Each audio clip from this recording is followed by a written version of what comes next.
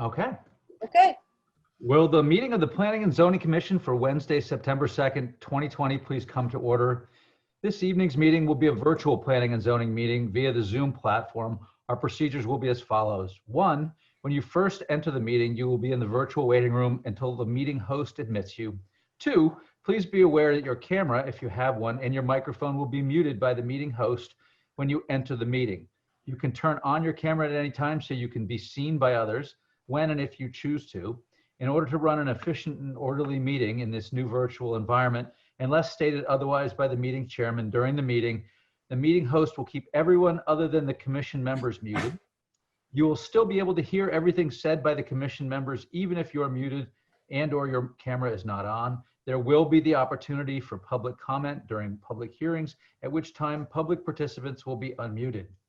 3, the secretary will read the call of the meeting as published according to Governor Lamont's Executive Order 7B. 4, during the public hearing, the applicant will be invited to present the application, explain to the commission and others present what is being requested.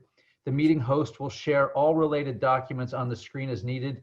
In addition, all applications and supporting materials for each application on the agenda are available through the public meeting calendar page of the town's website, www.ci.guilford.ct.us, and also through a direct link on the Planning and Zoning page. 5, comments of town agencies will be read for each application if there are any. There will be clarifying questions from commissioners. There will then be the opportunity for clarifying questions from the audience. Please raise your hand through the Zoom platform and wait to be called on and unmuted. 7, the applicant will then have the opportunity to address any questions or concerns raised by the public or commissioners. 8, once the public hearing is closed, the applicant is free to leave or remain for the balance of the public hearing and regular meeting, during which the commission will try to reach a decision on each application. Each applicant will be notified in writing as to the decision of the Planning and Zoning Commission and has the right to appeal to Superior Court if desired. I believe that has to be done within 30 days. We used to say that. It might be, is it 30 or 60? 30. Thank you. Actually, it's 15. Okay, well, we'll clarify that. Sorry. 9, decisions of this meeting are available the day after the meeting by calling the Planning and Zoning Department at 203-453-8039 or emailing planning.zoning@ci.guilford.ct.us after 9 a.m. 10, all actions taken by the commission this evening will be by a roll call vote. All commissioners and staff will identify themselves for the record before speaking. Seated this evening are the following, and I'd ask you to raise your hand and say hello. Richard Wallace. Thank you. Alan Brown. Hello, thank you, Alan. Jamie Stein. Hello. Thank you. Scott Edmond. Hello. Bill Freeman. Thank you. Matt Yurzinski. Good evening. Thank you. And did Sean ever make it or not? Yes. Yes. Aha, Sean. Okay, so Bill, you'll be our alternate tonight, which means you won't vote, but we would like your input on various applications that are being presented. I'm here too, boss. Oh, sorry, Frank. I don't know. I can never miss you in person.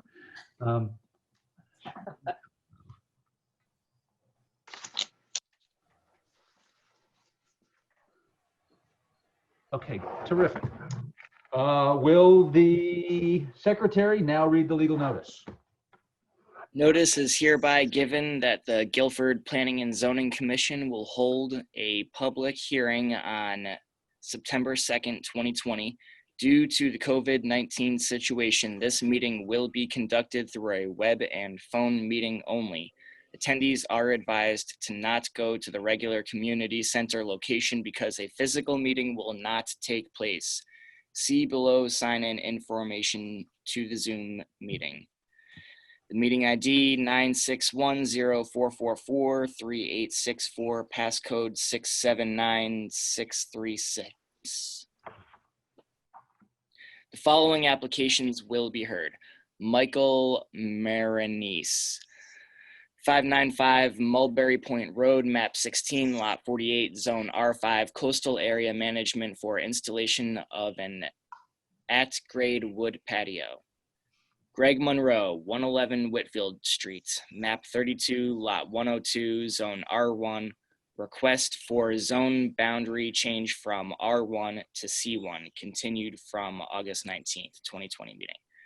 Town of Guilford Planning and Zoning Commission, zoning amendment to section 273-75Q1 to extend temporary outdoor dining certificates issued under Governor Lamont's Executive Order 7MM through December 31st, 2020.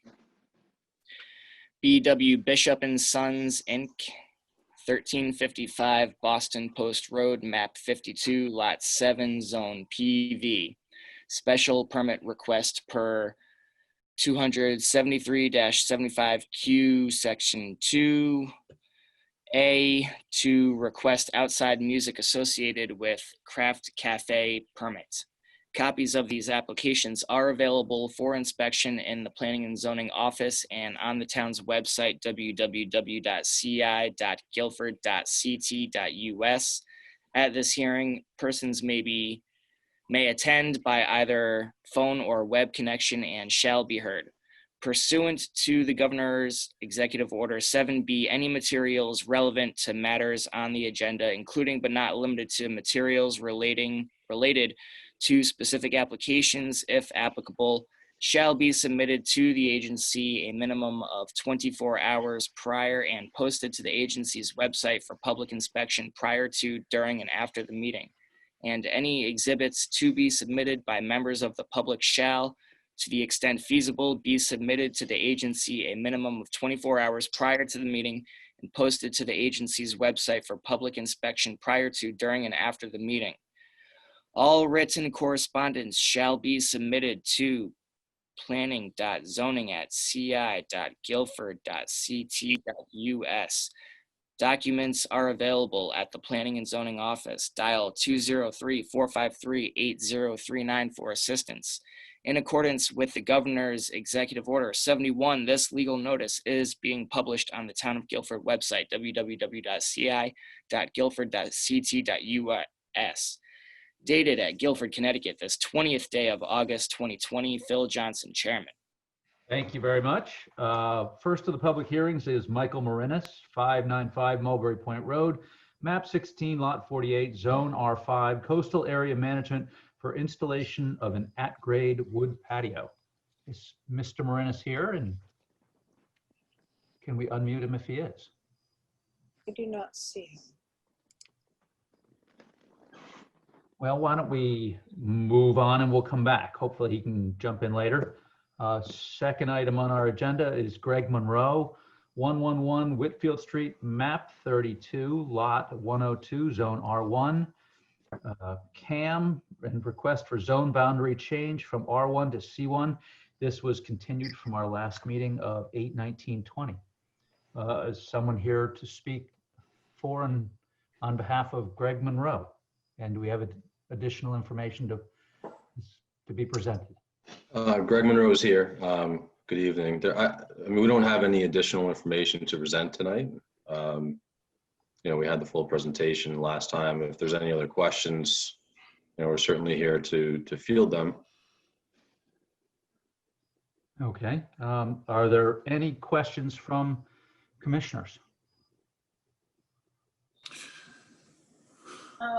Phil, this is Jamie. I have a question for Aaron regarding this proposal.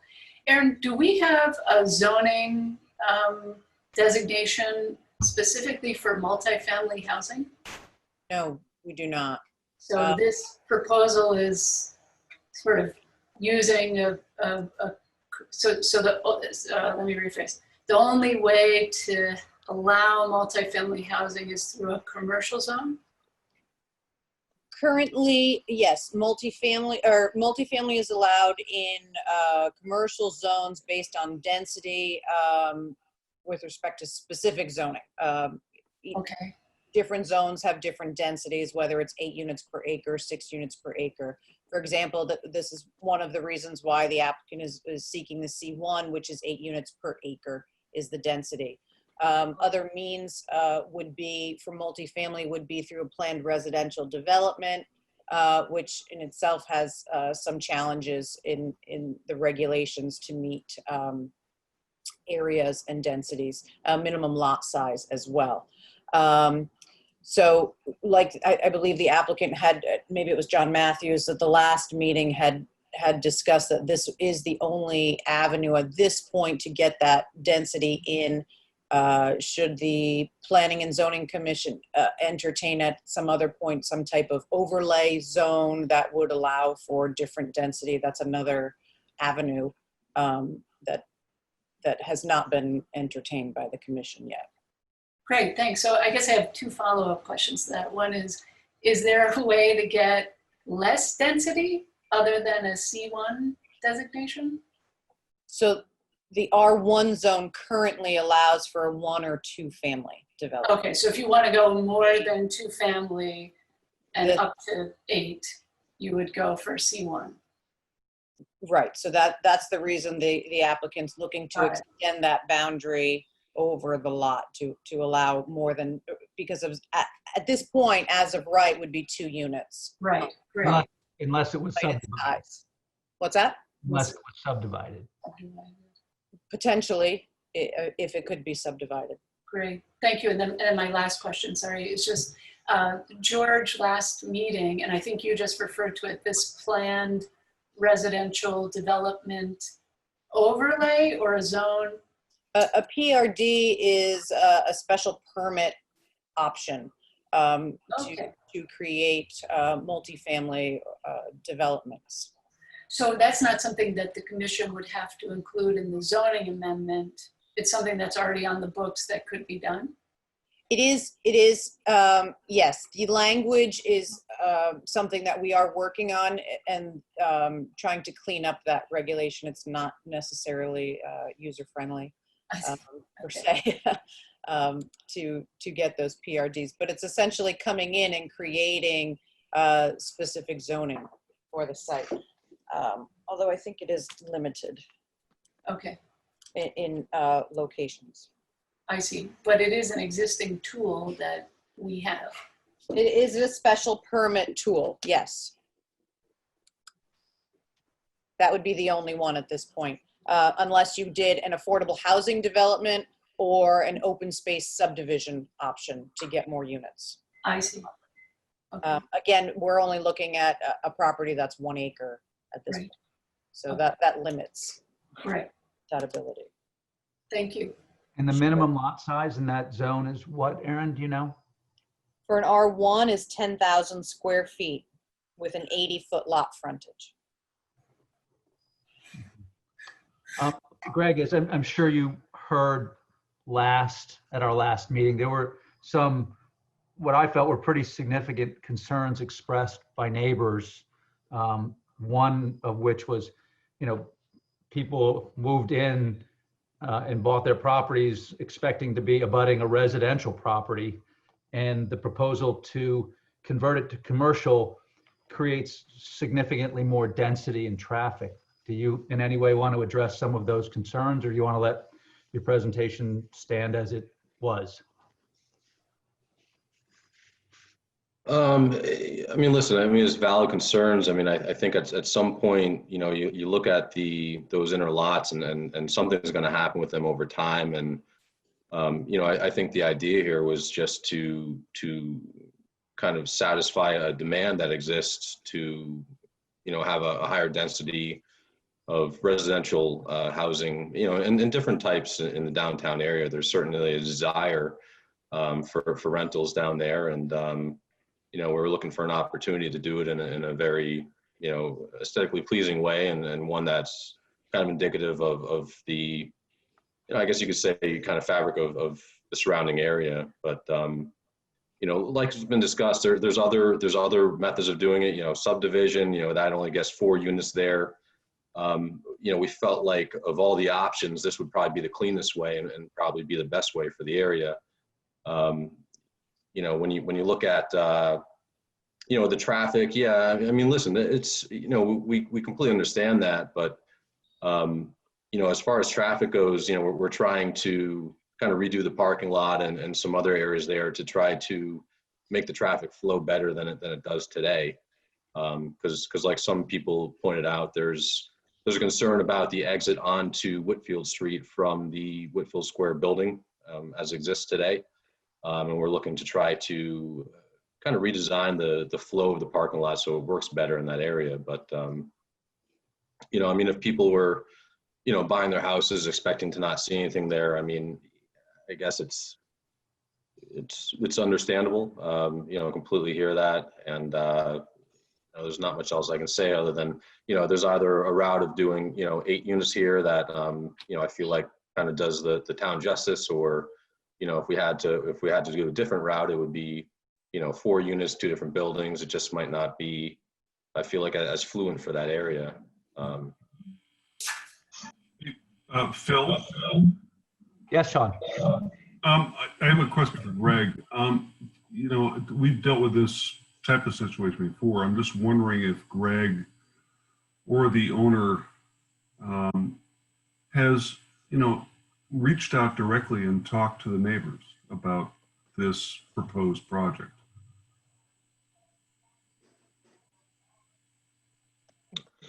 I think there's been some communications as far as the neighbors that are on Whitfield Street.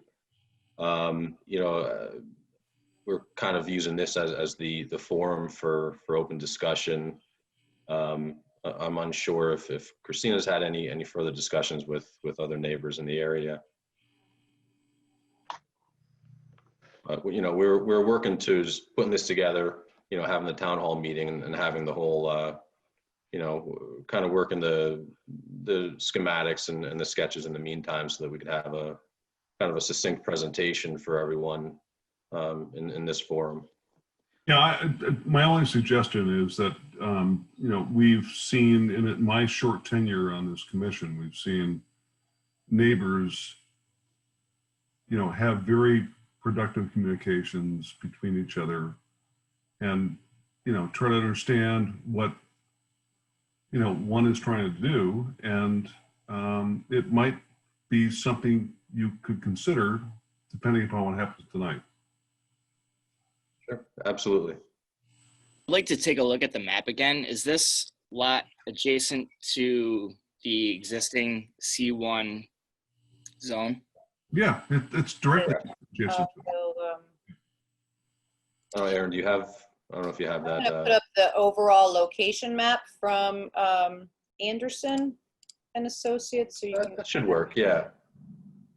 And that'll give you an overview here. I can zoom in here a bit. So this is the corner Amarones, Matt, and then this continues into the parking lot area and another, this is a 4-family dwelling. So this lot is currently in R1, but it is adjacent to that C1 zone. And the C1 zone across the street does extend here through this boundary line. I can also put up John Matthews' conceptual site plan if that's helpful. Yes? Sure, that would be great. Okay.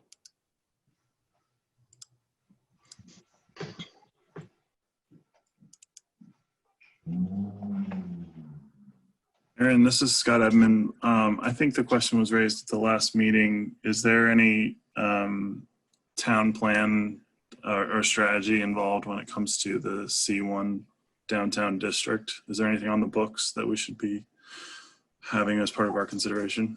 As part of our rewrite? Is that what you're? No, as part of our consideration Master in plan this. or something to that effect. The plan of conservation and development. I mean, there is no plan to, as part of that, to extend that, you know, boundary. That is something you can take into consideration as the overall plan for downtown. I could probably pull that up for you as well. But this is, like I said, excuse me, this, just to familiarize, Whitfield Street, and this is water down here. This is existing Amarone's restaurant and the existing parking. And Aaron, I don't know if this is asking too much. Is it possible to rotate it twice, just for perspective in relation to the other map? I apologize that I'm I don't believe I can do All that. right, no worries. So just so everyone knows, so it's kind of upside down from the other maps. So south is kind of South is up, yes, I agree. South is up, and as you're traveling down towards the town docks, this would be on your right side. This is the existing house location here, and the property lines, sort of this hatchet-shaped lot. What abuts to the west? Here, on this side here. You're right, yeah. Yep, so that, as you can see, I'll show you the overall larger picture again, that from the location map, you can kind of see here. I mean, basically to the west is two It's another two lot. inner lots. Yeah. This is actually a portion of 24 Water Street here, as this is sort of a flag-shaped lot here, and which is also R1. This is showing as one larger parcel now, although there has been a split in which a portion of this rear of the property has been purchased and is now under ownership of Zabel on South Fair Street. And this lot has been made a little bit smaller here. Right. Yeah, and there's currently a large or a good sized barn going up in that inner side lot. Yeah. I know we've had some people asking what that construction is existing on this property. However, they're just, I believe they're just utilizing your property for access back here, Greg? Correct. Yeah, we allowed them to utilize the back of the property just to kind of access the lot for what they're doing. But that foundation that's being poured is for the detached barn on adjacent property. We do have a new correspondence to add into the record as well, Mr. Chairman. And that's if we're ready for any additional public comment at this point. Why don't we read the correspondence and then we'll see where that takes us. Scott, you want to handle it when it pops up? To the members of Planning and Zoning Commission from the Guilford Preservation Alliance, running as chair and on behalf of the Board of Directors of the Guilford Preservation Alliance, in opposition to the proposed zone boundary change from R1 to C1 for the property at 111 Whitfield Street, map 32, lot 102, zone R-1. GPA opposes this change for the reasons below. By extending the high-density commercial zone, the proposed change would cause a disruption in established neighborhood residential patterns. 2, this could have a significant negative effect on residential property values in the area. 3, there is no proof of a need for more commercial space during these difficult economic conditions. And 4, it could then open the door for creeping commercial zoning south down Whitfield Street, which could have a detrimental effect on the character of the town center. We believe that prior to the commission making a decision on such a significant proposed change, its planning committee should undertake a proper study/assessment of the need for more commercial development in the area. Thank you for your consideration. Shirley Giorni, Chair, Guilford Preservation Alliance. Terrific, thank you.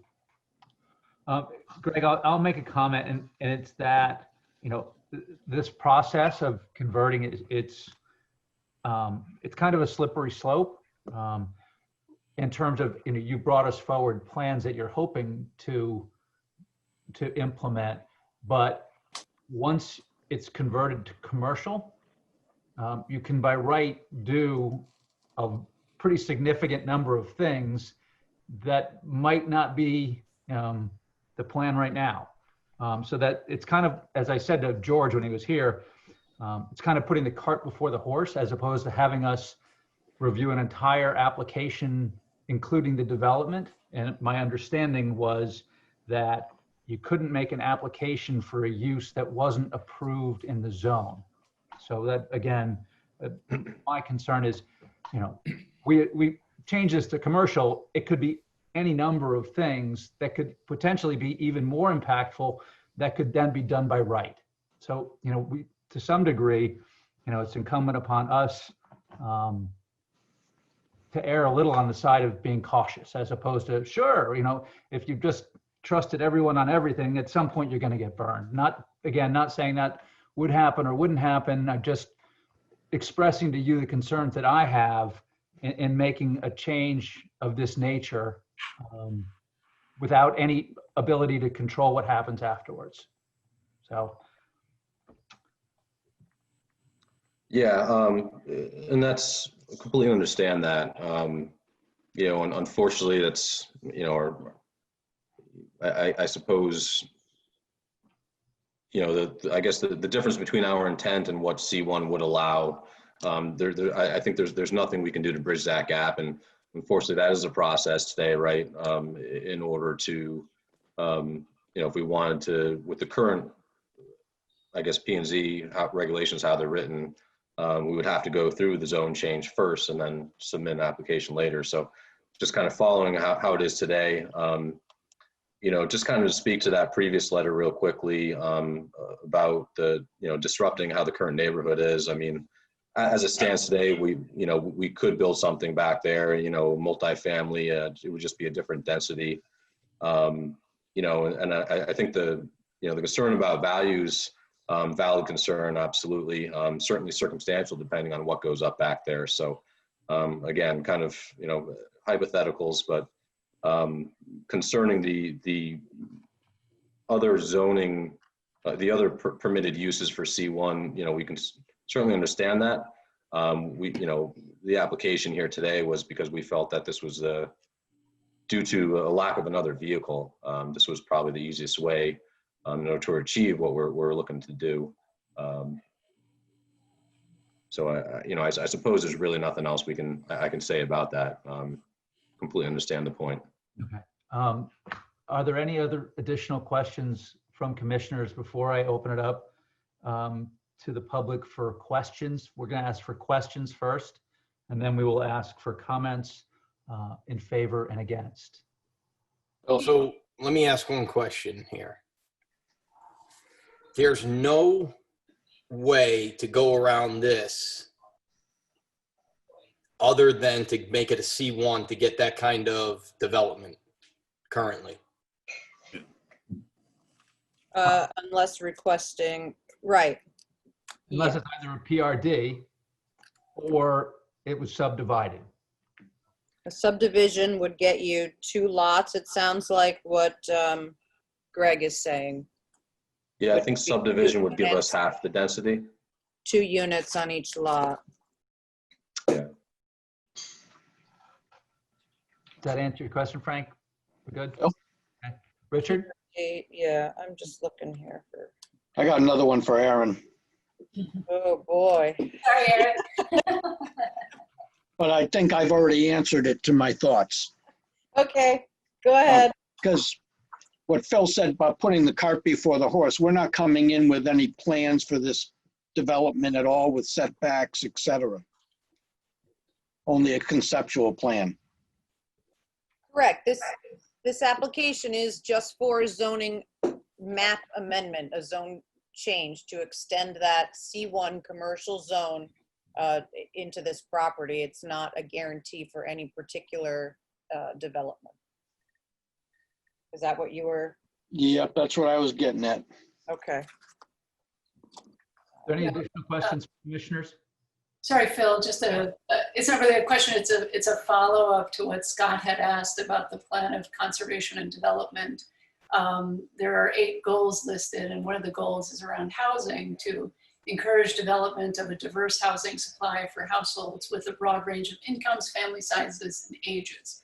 So for me, that goal is really a laudable one, and I feel like this development is trying to get at that, but I also, going back to the questions that I asked earlier, I'm confused as to why this is really the only avenue to do it. So I'm just. Well, I think it's the avenue that develops the maximum amount of density. Right. So the option of a PRD, as I open this section, there are minimum lot requirements as far as the size, and in an R1 zone, it's a minimum of 10 acres. Oh. For a PRD. Wow. This lot being 1 acre does not qualify for that avenue of development. So instead, we would have to make it a commercial zone to achieve something that our POCD wants, and opening it up to some very potential impactful development if it doesn't go through. So it's almost like a catch-22 for us and for the applicant. Correct. And then as George had explained at the last meeting, there's a potential for the commission to address this as part of your rewrite, and identifying overlay areas where you may wish to have a higher density or to allow more of a multifamily development, as our regulations don't allow for multifamily other than in the commercial zone or this PRD option. Right now, we have only a max of a 2-family dwelling. So that could be another. Just as a point of clarification, and Aaron explained this to me before. So we have single family, 2-family, and then, in my mind, multifamily would be 2, but it's not. It's No, more 3 or more is considered more. multifamily. Yes. That's so cool. for everyone's benefit on that. Is it possible to make a condition of approval that, No. if we do change it to a C1, that it has to be used for housing or anything like that, or make any other type of special condition? I don't believe we can, Aaron. Right? Not through zoning map amendment, no. But if we were to do something in the zoning amendment, is that possible with the planned residential You could development? you could structure an overlay regulation that limits. So you want a density on a lot less than 10 acres? Right. Because of X, Y, and Z other criteria. I see. Yes. So that would be a conversation to have, should you not choose to go this route of the commercial designation, you can look at other options in the residential zones if the goal is to increase density in areas through other avenues here. So if we switch it over to a C1, all right, we switch it over to a C1 and he gets it, there's nothing to stop him from selling the property and somebody else coming in there and doing something different. That's correct. So that's a wide open space right there for what the neighbors would not want. It would be too late. So that's very dangerous to switch something over and we have no control over what's going to happen when it does switch over. I do have, and I know you were asking a little bit more of what things looked like. I did pull up the GIS map. Is that, if that's helpful, if you wanted to kind of see an overlay, an overview of this particular area? I should be, oops, excuse me. So this property here, as you can see, so there is this buffered area. I think this is the property, the portion that has transferred over, and there's a barn being built back here. But this is a relatively undeveloped portion here. It's almost unbelievable that it hasn't been developed. Yeah. It's an opportunity. Yeah. Aaron, I think we can open it up to questions. Sure. From the public. So again, what I ask is that if you have a clarifying question for either the applicant or the commissioners, you raise your hand, we'll call you, unmute you, do our best to hear you and try and get you an answer. Susie, the birthday girl. It's still your birthday, Susie? Well, and we have to unmute Susie. You got. Hold on, there you go, Susie. Now we can hear you. Susie, if you could state your name and address for the record, that would be terrific. Susie Ballas Tracy, 22 South Fair Street, Guilford, Connecticut. Okay. So, first question, what's the acreage of number 103? 103? Mm-hmm. Lot 103, the house number 103. What's the acreage? Are you saying street 103 Whitfield Street is 0.51 acres? Okay, what is the acreage of 111? 1.04 acres. On Whitfield Square. Whitfield Square is in a C1 zone, correct? The corner? Maroney's Whitfield Square. That's in a C1. Yes. Yes. Correct. Who owns that property, please? Same owner as the applicant? Mm-hmm. Which means I just like to point out to everyone that then we can take 1.04 plus half plus the acreage that's there and make it one big commercial thing. We can have a medical facility there or something. I have comments later, but this is only for questions. I've got my answers. Thank you. Terrific. Would anyone else like to ask a question? A clarifying question of the applicant or the commission? Let's see. Pepe, you're on. Yeah. Name and address for the record, please. Sure. My name is Greg Pepe. I have an office at 195 Church Street in New Haven, and I'm here for the Brewsters at 119 Whitfield Street.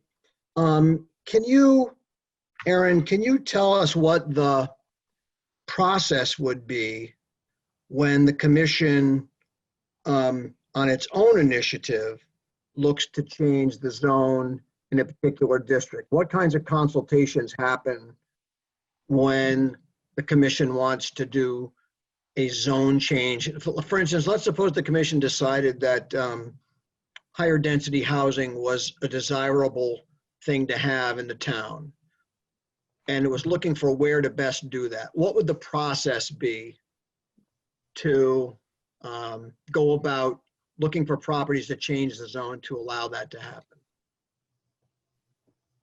The commission may wish to start with staff to kind of identify undeveloped properties, may wish to consult with the planning committee in town as well.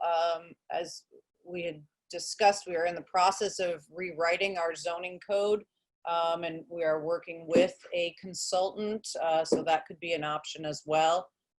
Any changes to a zoning map or to the zoning regulations, the commission is bound by the same statutes as an applicant as far as public hearing, referral to local regional planning authorities, organizations for comments, notification if this potentially affects neighboring towns or water companies, historic districts, things like that. Mm-hmm. It wouldn't necessarily be a very quick process. A more involved process, in other words, yeah. Sure, they Yeah. have the opportunity to consult with whatever agencies they wish. Sure. Okay. Yeah. I would add too that the town has an affordable housing committee that has been trying to identify lots and try to bring about projects that create affordable housing, which typically also means slightly more density. That committee has spent, I think it's 3 to 5 years just working on one project to this point. Wow. And that involved multiple, a couple town hearings and a town meeting. So it's an involved process. Mm-hmm. So public safety would be involved too, I assume, right? Fire, police, traffic, et cetera. For a development, sure. Yeah. Well, also for a zoning change, if you were going to put high density housing someplace in the town, you'd want to make sure, right? You would consult with fire, police, safety, et cetera. Sure, that is okay. Within their purview to request comments, although I believe that a lot of that would be site specific for police and fire to be evaluating. It would be more access to a building. Or I think you see whose interpretation of high density. Did you have any other questions, Greg? No, that's it for now. I have a comment, but I'll reserve that. Thank you. Would anyone else like to ask a question of the applicant or the commission? I'm going once, going twice. Okay. No, I think we're on to No further questions. What I will do is move to, would anybody like to speak in favor of this application? All right, there's a big line here. Would anyone like to speak against this application? Ah, hi Susie, the birthday girl, you're back on. Hold on, let me unmute you. There you go. Hi, I'm Gary Parrington, 22 South Fair Street, Guilford. And before I give my opinion, I would just like to briefly give you some context about my experience in Guilford. I served as a volunteer on the Boston Post Road East and the Boston Post Road West Design Study Committees. I served as a volunteer on the Board of Directors for the Guilford Preservation Alliance. And I served as a volunteer as president of the Guilford Chamber of Commerce. I have a sensitivity to our community's balance for conservation and development. We need both. We have to be smart about it. And I don't believe that in this case, flipping a residential, this particular piece of residential property to a C1 is in the town's best interest. I would like to encourage Greg as an applicant and his competent architect, Mr. Matthews, to keep looking for alternatives. I understand what they want to achieve. I am just not supportive of how they want to achieve it in this particular application. And I hope that the Planning and Zoning Commission will block this particular application at this time. Thank you. Thank you very much. Would anyone else? Shirley Giurioni is Hi, Shirley. Hold on. Let me unmute you. as well. Shirley, you need to unmute. There you go. Hey, Shirley. Could you state your name and address for the record, please? Shirley Giurioni, 122 Broad Street, president of the Guilford Preservation Alliance, and I speak for the Alliance. I won't read the letter because a commissioner kindly read it into the record already, but I will reiterate the need for a comprehensive study like Gary Parrington just referred to, East and West Route 1 Study Committee, and every other major change has been preceded by a considerable amount of time and effort into studying it and making sure that it works. And all of the entities like the fire department, the police, et cetera, are notified and have input. And most importantly, the public have input. This seems to be rushed and not very thoughtful. And I know the commission would like to approach it in a thoughtful manner. And one of my questions was going to be, has the committee studied this need for an expansion of C1? And I can tell by all the dialogue going back and forth that it has not been studied. So I would greatly urge that you study and make concrete recommendations based on knowledge. Thank you very much. Thank you, Shirley. Would anyone else like to speak against this application? Yes, Mr. Pepe, you're up again. Sure. So very briefly, in my estimation, the more effective way to address the need for housing of a high density nature, and certainly I think everyone would agree that 8 units and the accompanying parking and roadways on less than 1 acre of land, because don't forget, it's not just 8 units, there's also another use there, there's a commercial use, is something that should be looked at from a comprehensive perspective. Is this the best place for that kind of density for housing in the town of Guilford? And I think from the comments that you've heard, you can draw your own conclusions. The other thing that I would point out is that it seems to me that the people on South Fair Street who own some of that property would justifiably be entitled to say, we want to have our property converted to C1 as well, because we abut the C1 district. Now we're going to abut the C1 district on 2 sides if you choose to change this zone. And we can maximize the value of our property by doing the same thing. And I think that is, as the chairman suggested, that is a very slippery slope indeed. And I think those are our comments. And on behalf of my clients, the Brewsters at 119 Whitfield, we would oppose this zone. Thank you. Would anybody else like to speak? Again? Will Thompson has his hand raised. Okay, Susie, we'll get back to you in a minute, but let's go down to Will next, if that's okay. Will, if you could unmute. And I think turn off one of your audio devices. Did you call in also, Will?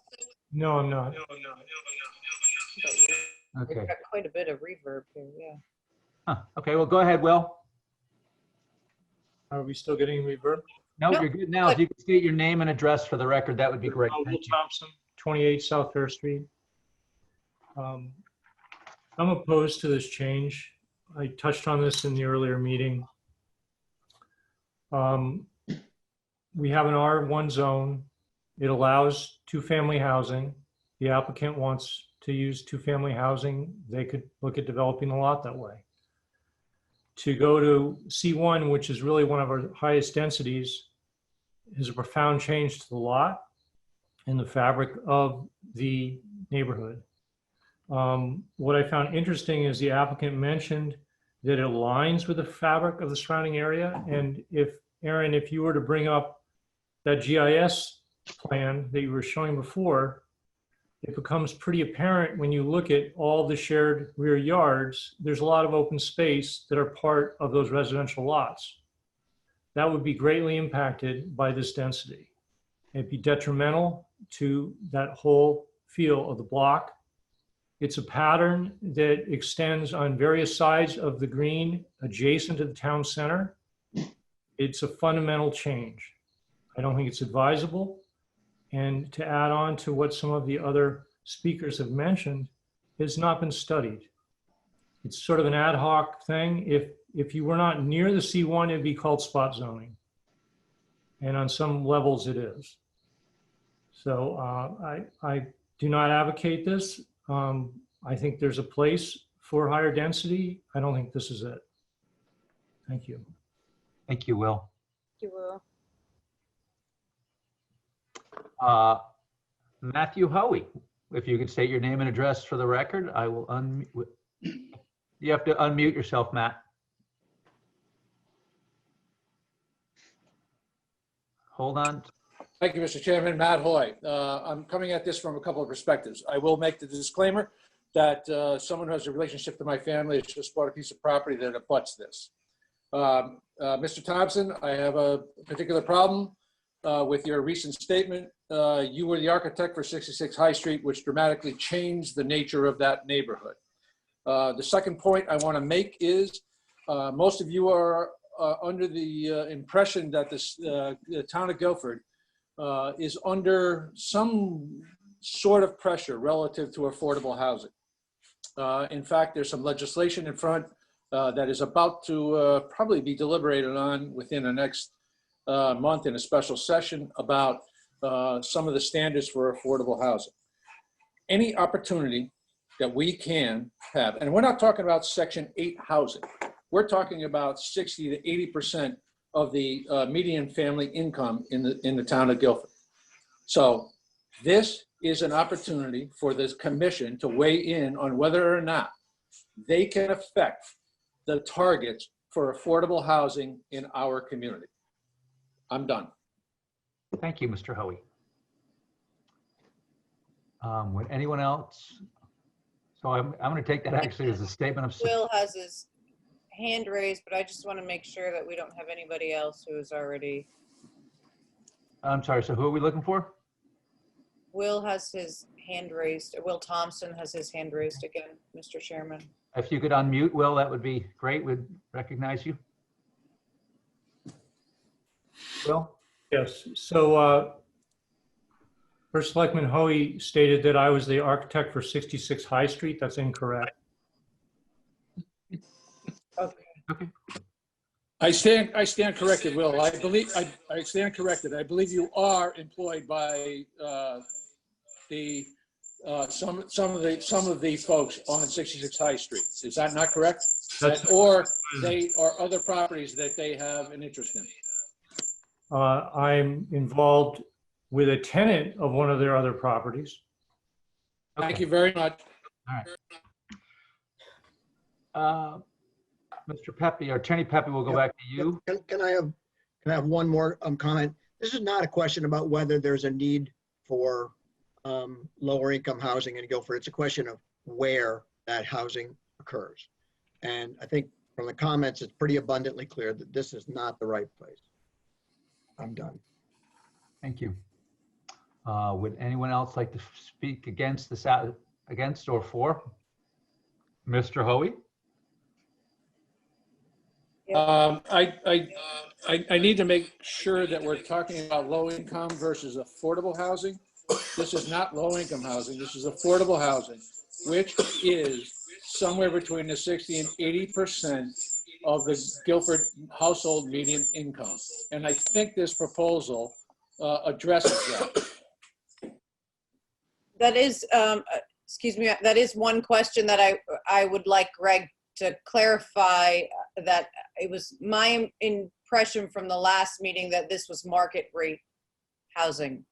Is that, did you not, I mean, provided this is not an application before us today, but was that your intention for affordable housing versus market rate rentals? Could you please provide the distinction just for You get less money. Affordable housing it can be various distinctions, but under what Mr. Hoey is explaining, it's 60 to 80% of market value as opposed to 100% of market value. Okay. Yeah, of course there's money, so appreciate that comment too. Yeah, I mean, we did look at the option of having, some market rate and then a combination or a mixture of market rate versus affordable. And I think, some regulations in some surrounding towns, had some good regulations for that. So, I mean, it's, again, very early in the stage. I can't say that we would be committing to one or the other, but that's something to be discussed, I suppose. Yeah. Thank you. Okay, thank you. Matt, we'll go back to you quick. Yes, my question here is, would the developer consider affordable housing based on the current median family income in the town of Guilford? Yes. I appreciate that, Matt, but I think one of the concerns that has been expressed is, once you approve, you really have no ability to control. If it goes to commercial, you can put up premium housing despite assurances to the consideration of affordable. This is Sean. I think the question is all about goodwill. If the people on this property have goodwill and they're going to do what they say they're going to do, the question is whether we can rely on that. And I just don't know. Okay. Looks like Shirley would like to speak at this point. Shirley, I'm going to ask to unmute you. There you go. Okay. Yes. My understanding, and before I wrote the letter, was that it was market value housing, not affordable housing. But if it's to be affordable housing mixed with market, that emphasizes my request that there be a deeper study of all of this and clarity. Now the issue is muddied as to whether it is affordable or market rate or a mix of the two. So I think there's an even greater need for more study on the commission's part.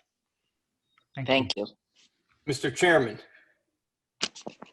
Yes.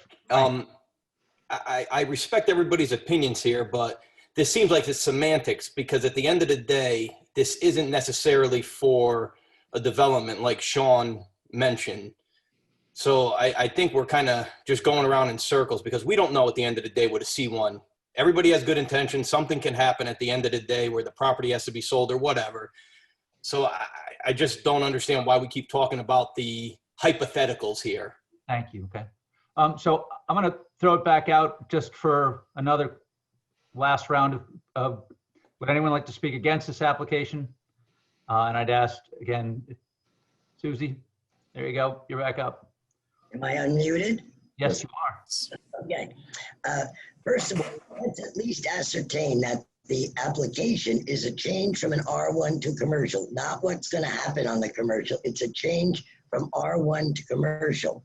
That is the application, yes. We need to correct some statements that were made, starting with number 24 Water Street, that faces on Water Street and is at the back of the proposed project, is a mixed-use commercial and residential. Residential is what backs up to that property. Also, where we get past 111 and we get to Mr. Brewer's property, which is a beautiful old house, it is only separated from the Guilford Historic District by the fire department driveway on that side of the street. So you must understand that there's Shirley Girioni and her committee spent years trying to get a first district in Guilford. It took a lot of time, a lot of work, and they had to stop at a certain point because there was commercial toward the end of the street. So let us not say that it's commercial on both sides. No, it is not. It is commercial on Amaroni's side. On the other side, it is not commercial. It's residential, and then one driveway, and then it is the Guilford Historic District. So I am opposed to this for any kind of commercial development whatsoever, because it frightens me that when I add up the acreage, someone could indeed tear down Amaroni's, tear down all the houses that are at 103, 111, and then we have a really large commercial property. And that is not what I think we really want for Guilford. I don't think we need more commercial property anyhow. And if we begin to spread like this, pardon the pun, but we're going to start looking like East Haven and Milford. Okay. Thank you for your comments. I think we've heard from pretty much everybody, unless some, Betsy, I don't think we've heard from you, but I'll kick it to you, and then if you could unmute. Yes, okay. I just wanted to reiterate what I said in the last meeting. I've been in Guilford. Could you state your name and address for the record? Elizabeth Nicholson, 115, 117 Whitfield Street. My property abuts the proposal. I had mentioned in the past that I was very concerned about the traffic that would be going directly by my house to the back area where the 8 units are proposed. I've owned the property for 26 years, actually older than that. And I have every interest in maintaining the current quaintness of the town, and I am absolutely opposed to it. Thank you for your comments. With no one else raising their hand, would someone like to make a motion to close? I'll make a motion to close. Second. Thank you very much. I'll do a quick roll call vote. Richard Wallace? Close, yes. Alan Brown? Yes. Jamie Stein? Yes. Scott Edmund? Frank DeAndrea? Yes. Matt Yurzinski? Yes. Sean Cosgrove? Muted. Sean? Yes. Thank you, sir. We will close this and move to our next item on the agenda. Town of Guilford Planning and Zoning Commission zoning amendment to section 27375Q1 to extend temporary outdoor dining certificates issued under Governor Lamont's Executive Order 7MM through December 31st, 2020. Erin, you are on. Okay.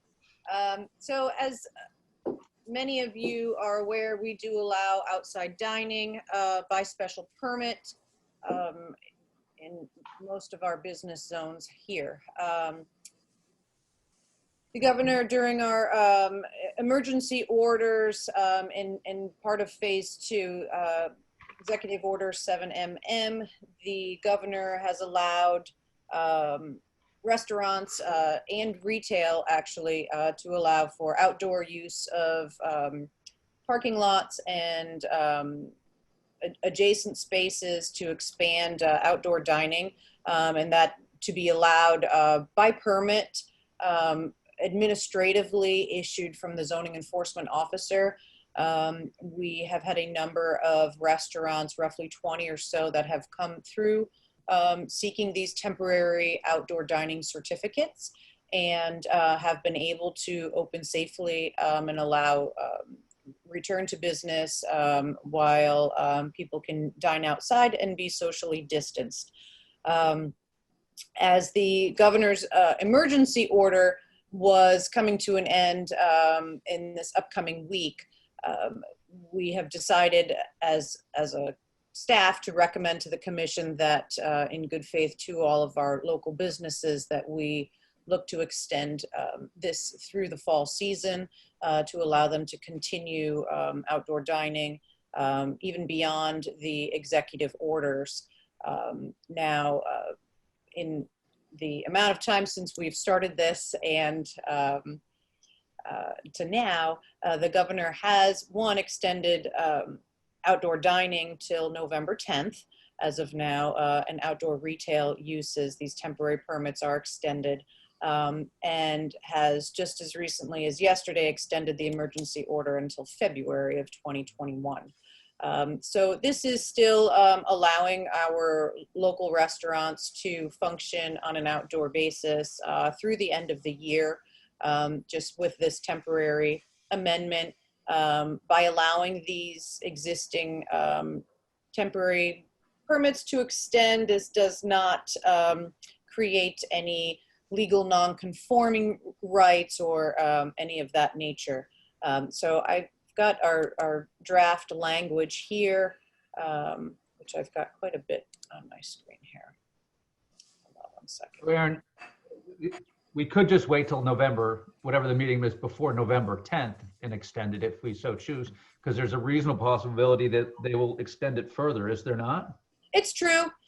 We kind of figured this may happen, that we may, as a local agency, extend our approvals, and they could become a moot point with this. But because the executive or the emergency order was expiring, and we had not heard from the governor's office how this was going to be extended, a lot of local towns have decided to bring this from a local standpoint and at least add a temporary amendment to our regulations to ensure that our restaurants would be uninterrupted with the outdoor dining. And the new proposed temporary extensions in red below. Exactly. It's a fairly simple amendment, but like I said, it just helps show our support of our local businesses as they are trying to maintain operations during while we're still in phase 2 of this emergency.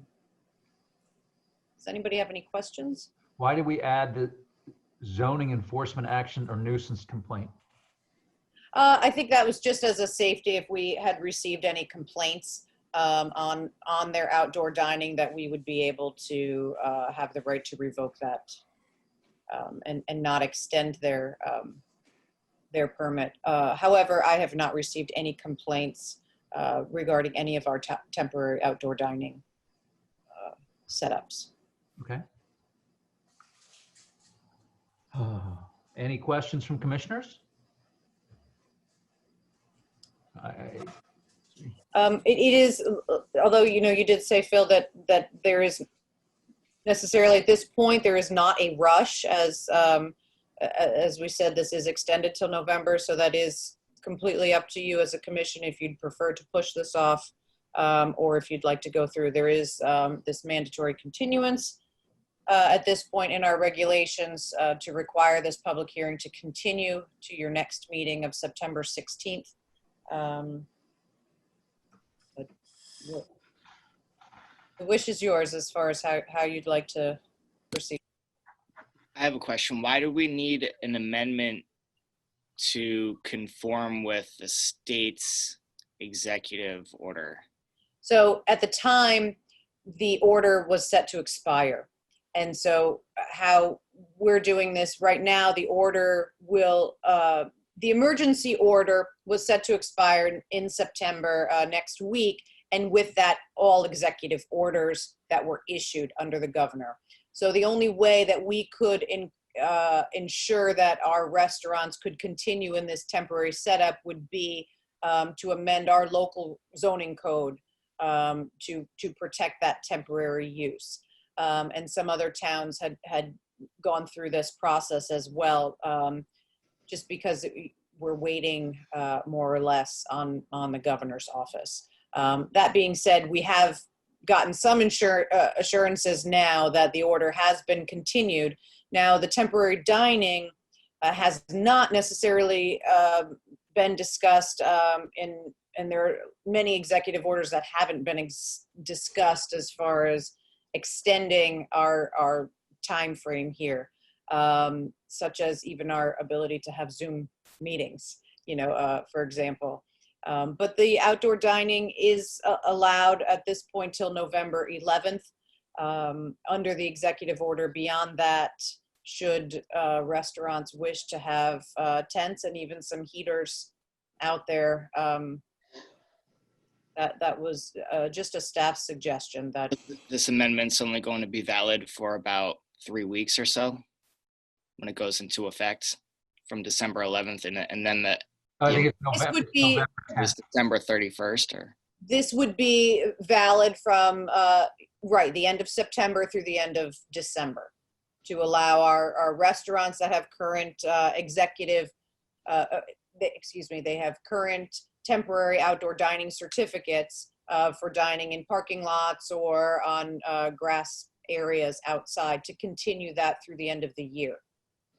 Typically, we don't allow dining in parking lots and things of the like. Terrific. Well, I think we can all contemplate that between now and our next meeting. If you have additional questions or other things come up, we can certainly discuss it then. Would someone like to make a motion to continue this to our next meeting of, what did you say, September 16th? Yes. Yep. I'll move to continue to September 16th. Thank you. Someone like to second? Second. Thank you, Frank. Richard Wallace? Aye. Thank you. Alan Brown? Yes. Jamie Stein? Yes. Scott Edmond? Yes. Frank DeAndrea? Yes. Matt Yurzinski? no? Okay. Sean Cosgrove? Yes. The motion is continued to our next meeting. Next item on our agenda is BW Bishop and Sons, Inc., 1355 Boston Post Road, map 52, lot 7, zone PV, special permit request per 27375Q2, close parentheses, A, to request outside music associated with craft cafe permit. Is Mr. Bishop here? Yes. Do I see him? Good evening. Hi, Keith. Hello there. Hi, all. So if you could state your name and address for the record, that would be great. Yes, Keith Bishop, 25 Meadow Ridge Lane, Guilford. Keith, can you walk us through your proposal? Sure. Be glad to. Basically, the concept that we're going after with our farm winery permits that we could have done entertainment at any point was to enhance our operation of what we're doing in the field where the Little Red Barn is, to take and utilize that patio to have patrons enjoy our wine by the glass and hard cider by the glass, and to be able to offer entertainment during that on some of the evenings during the seasonal months that would allow outdoor entertainment to be enjoyed.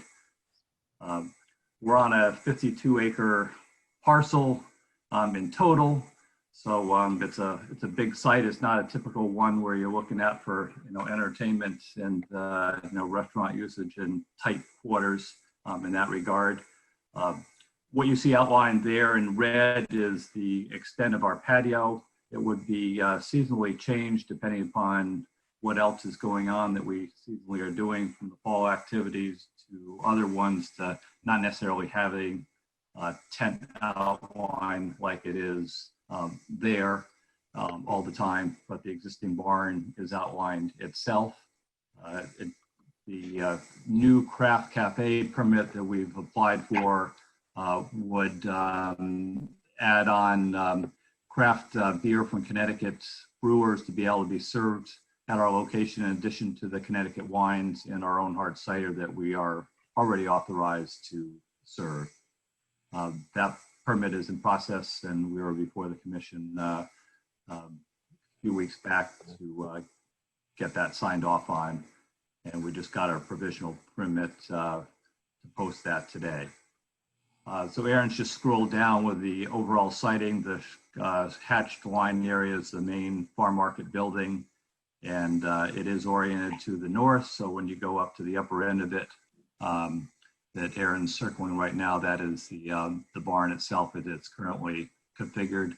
Originally, it was built as a smaller size structure, which is the lighter hatching, and then in addition was put on an L shape that made it the size it is in the enlarged version that she showed previously.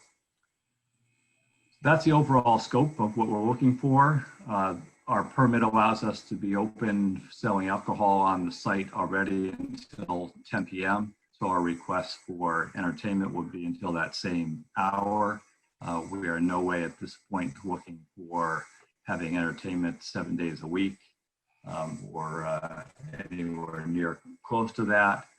This would be a gradual introduction with very limited this year, but wanting to get started and understand what people's tastes are, how we do the COVID separation aspects of things anyway, which thankfully we've been able to handle very well and gotten good marks from our customers in what we're doing so far.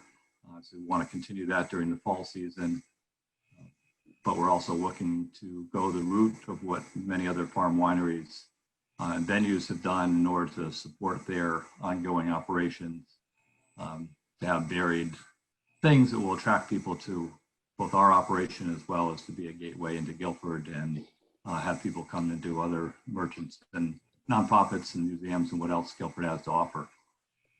That's a quick overview. Aaron, and obviously the concern might be if there are neighbors that might not necessarily want to listen to the music. That's controlled by our noise ordinance, correct?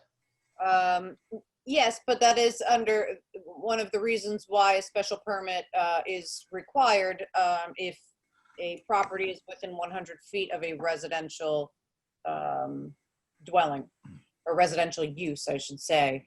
And so as Keith had explained here, this is a rather large property, so of 52 acres. So they do qualify to fall within 100 feet of a residential use, thereby requiring this as a public hearing. With a public hearing, you do have discretion to set conditions of approval should the commission feel that is appropriate to be consistent with the neighborhood. Now, Aaron, I'm sorry, I might have missed this, but in reality, how close is the closest residential that could be affected? well, so we do have a letter when we do open up into the public. Let me do this quick, Aaron. I'm going to screen share. Yeah, I'm measuring. So, Frank, so here's the barn here. Can you see that? Yes. And so my guess is these are residential properties? Yes. We have a residence here across the street, directly across the street, owned by Bishop's, correct? This is all. Yes, right. Correct. Yes. Right. There's also adjacent to the east on Long Hill Road, if you head right. Oh, okay, over this way. Yeah, right here. Yep. So are you saying next to the solar panels, the two houses to the left are also owned by the Bishops? No. No, not those. Okay, So now the one just to the north of the solar panels used to be my personal residence. It's not now, it's out of the family. That is about 500 feet from and up the hill and behind much trees. The other nearest one is not owned by the Bishop family, is to the east, and it is just south in the trees of the fireman's field, and that's about 600 feet away. It has some screening on our site adjacent to the brook and where the animals are on that site.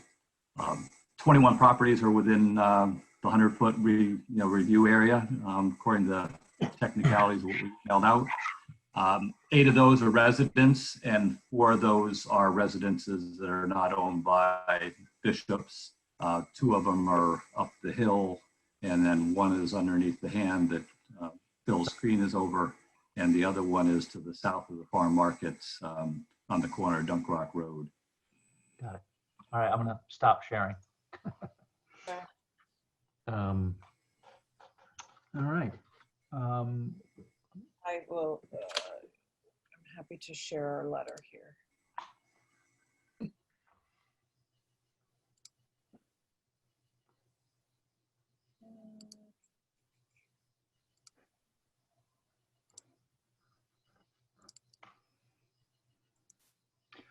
Sorry, I had a lot of screens. Do you have any sense for the type of music you'll be hoping to have?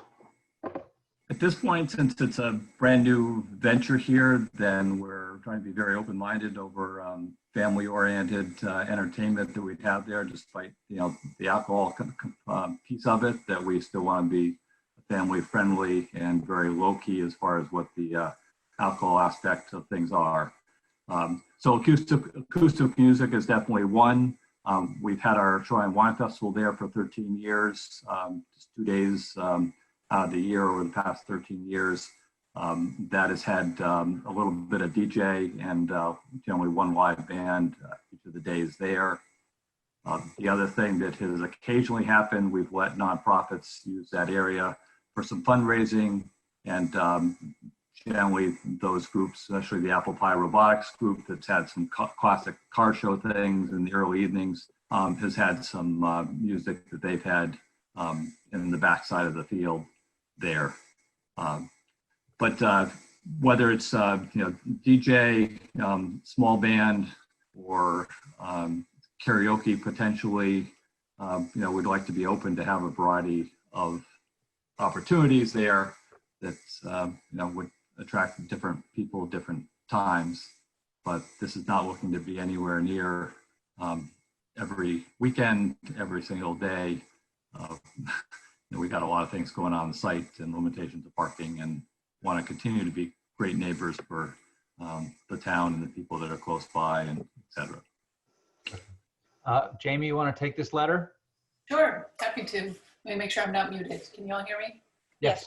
Okay, Lisa Piambino, Administrative Assistant, Planning and Zoning Commission, 50 Boston Street, Guilford, Connecticut. Dear Lisa Piambino, regarding the VW Bishop and Son special permit request, I am concerned that the music from the wine cafe will force me to keep my windows closed in the evenings all summer for as long as the cafe is operating outside. I am able to hear clearly whenever an affair is held at the barn that uses a microphone.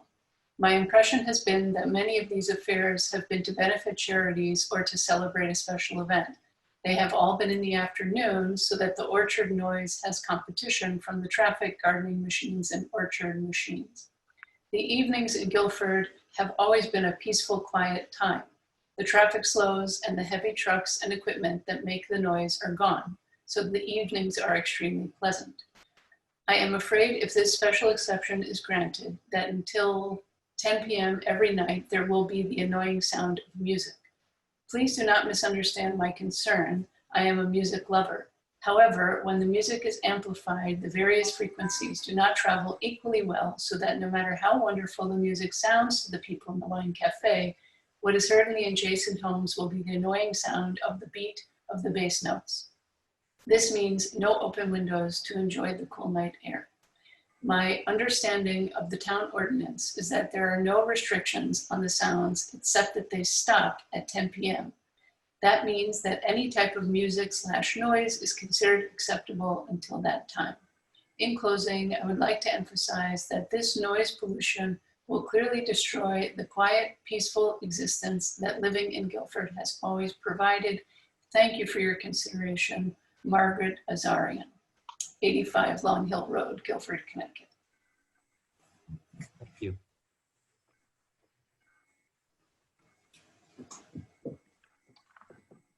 Obviously, that's a concern. We certainly appreciate that. Any questions or comments from commissioners? I have a question. Aaron, I think you covered this, but the permit would allow for music 7 days a week?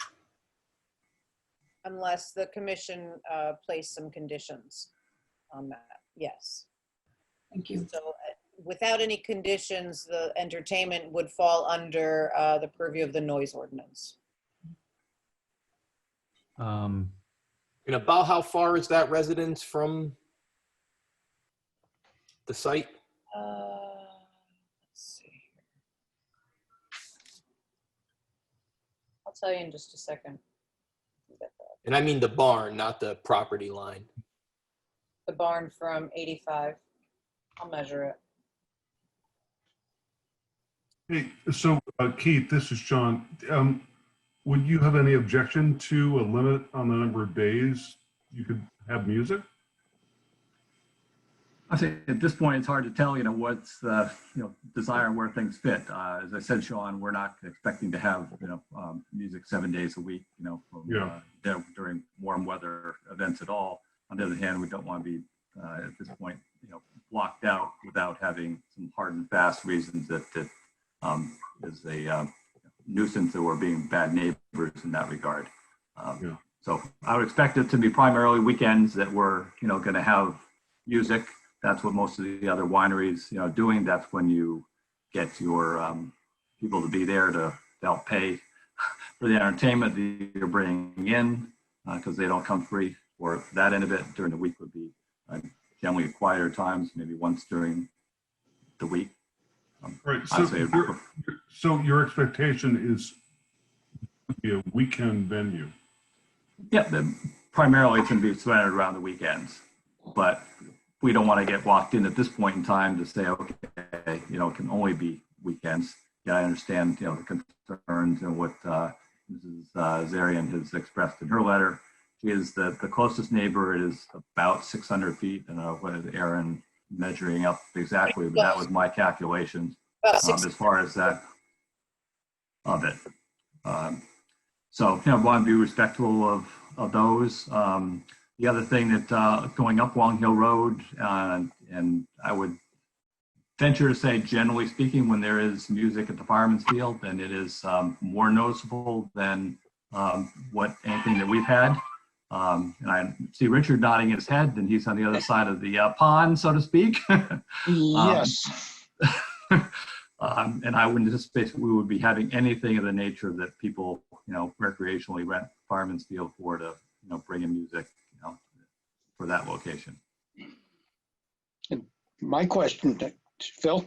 Yes, Richard. My question to Keith is, the way my understanding is, it's like cafe music. It's going to be more on the heavily on the acoustic side than it is on 5-man bands. And yeah, actually, that's our impression as a family, that it's going to be very low key stuff. We want people to be able to take and enjoy the ambiance and be able to take and talk. And I personally don't go and hate any place where you walk into and you can't hear yourself talk without being extra loud, and whether it's a restaurant or any other venue that has background music. Since our college days. Thanks for dating us. Well, if this is outside music, and you're going to have bands, I don't think you're going to be able to control the level that they're going to be playing their music at, number one. And number two, on weekends is when people are trying to relax and enjoy themselves, and they may not want to listen to some kind of music, outside music, and they're going to hear it. obviously, if they live in the neighborhood. So that's something that we need to consider.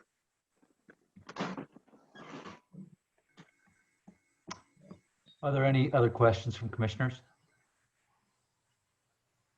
Are there any clarifying questions from the audience?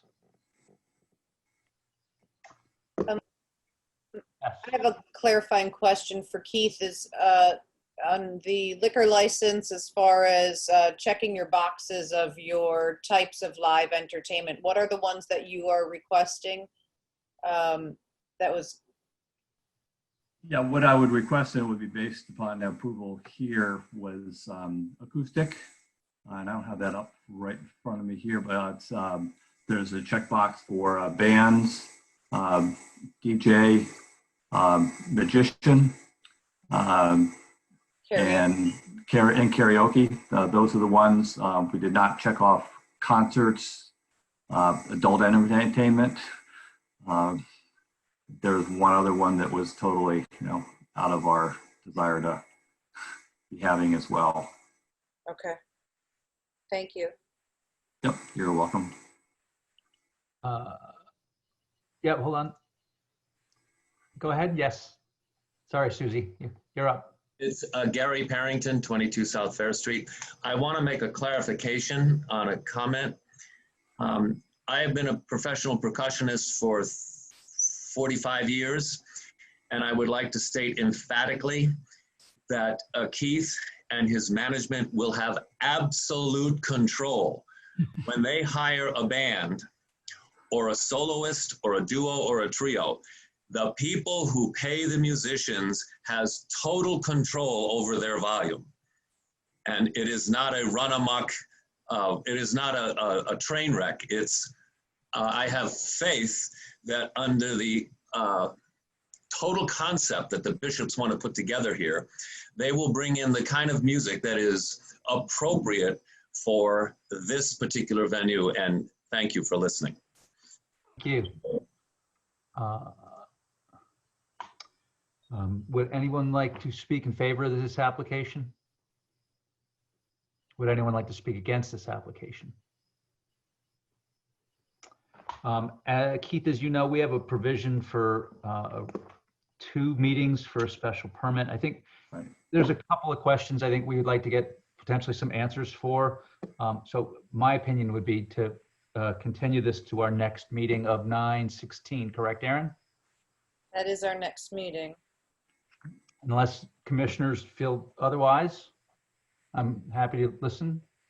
Could you just clarify what you're looking for, additional information you're looking for the next meeting?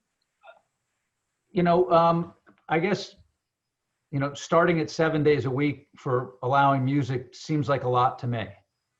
And I want to think about that because I could certainly understand it. And I know that's not, Keith, that's not your intention, but by us granting that, you thereby have the right to do it. And that could be more impactful than we could contemplate at this time. So that's, and what I would kick it back to you is say, look, 3 days, if it was 2 or 3 days a week, and at some point down the road, you said, we'd like to go to 4 or 5, I'm sure the commission would be receptive to amending the special permit if everything had been running as we hope it will. So that's where I'm falling right now. I don't know how any of the other commissioners feel about it. Jamie?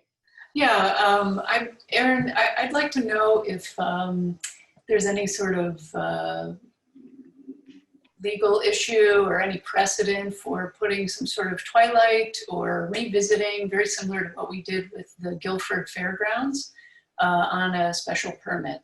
So, if things were, I think that also kind of gets to what Mr. Bishop was asking for, was a little bit of, kind of flexibility in terms of helping he and his family figure out what they want to do on the property, but also helping us as a commission to maybe feel a little bit easier about the approval. Okay.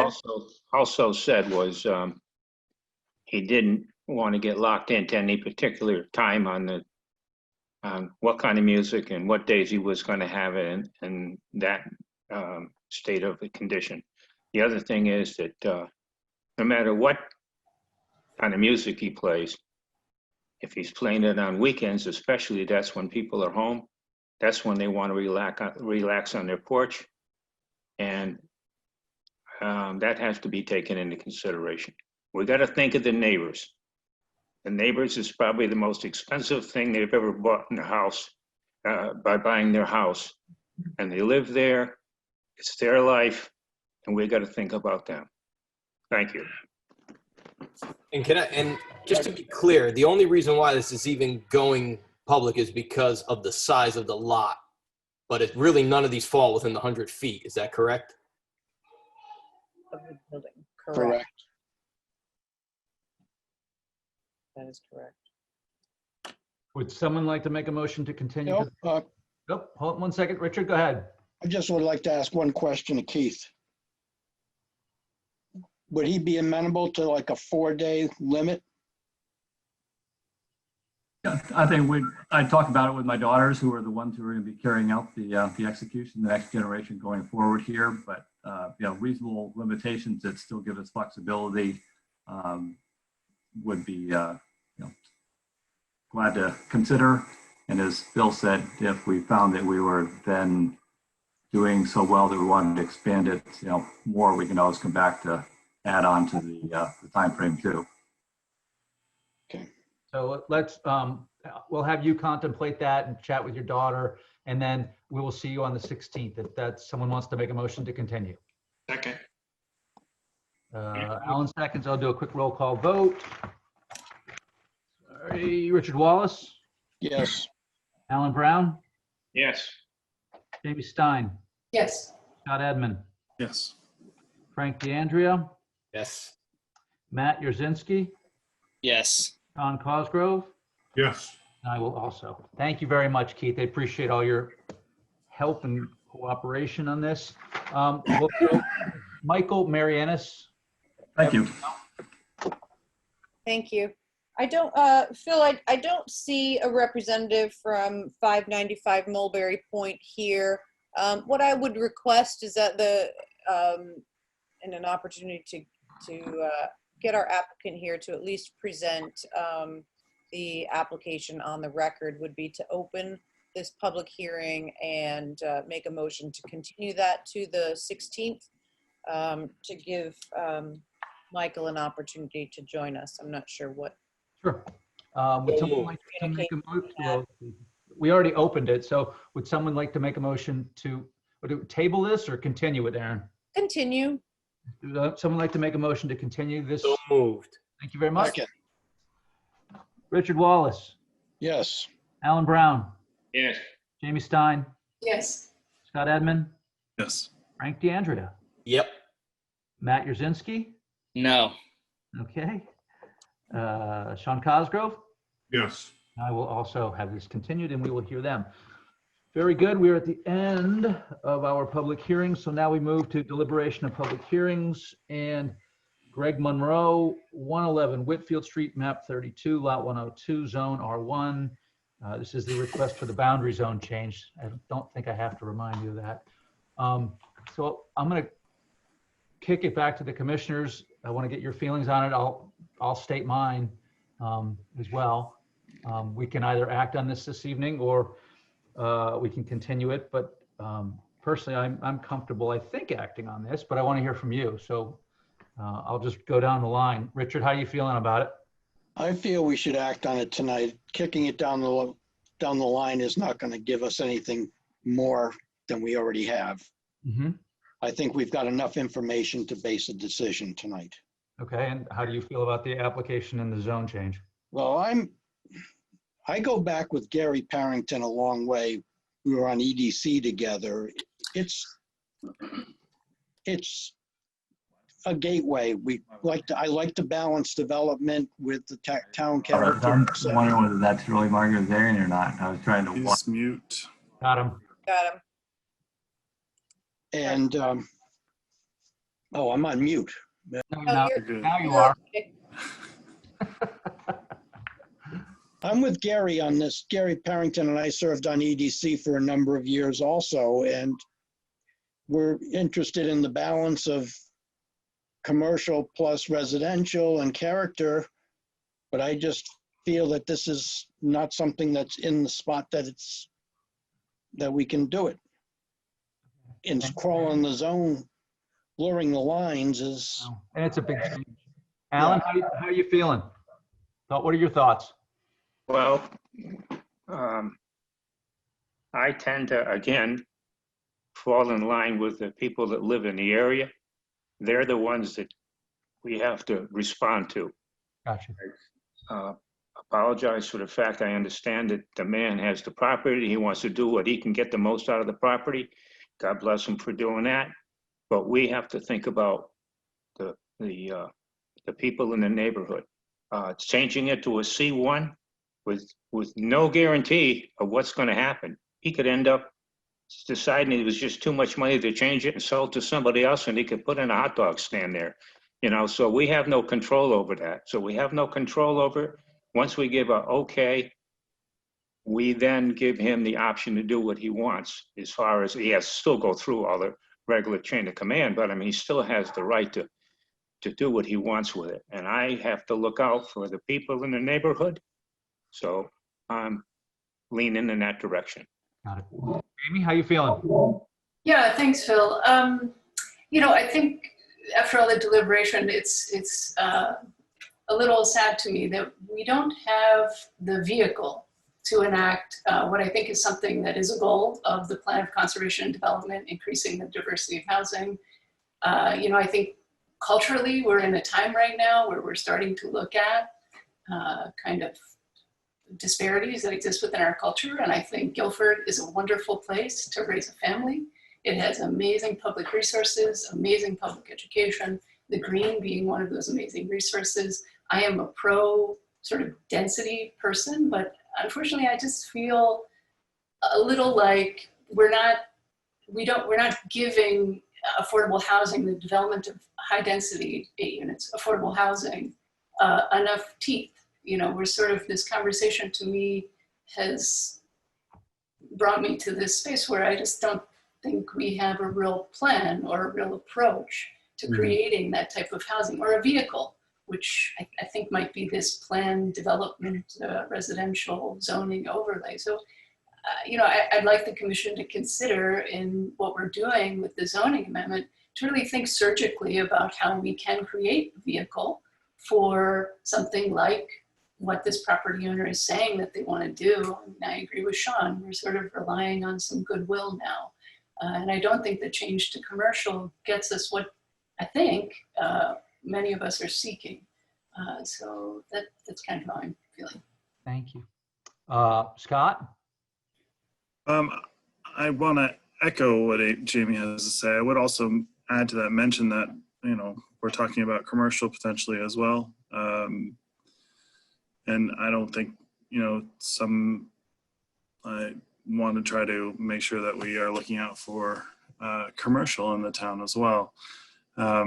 It's interesting for me because it's kind of a question of, you know, we are appointed to kind of represent the town. So it's an interesting question for the commission in general of how much do we want to make decisions just for ourselves versus how much do we want to involve the entire town in a decision.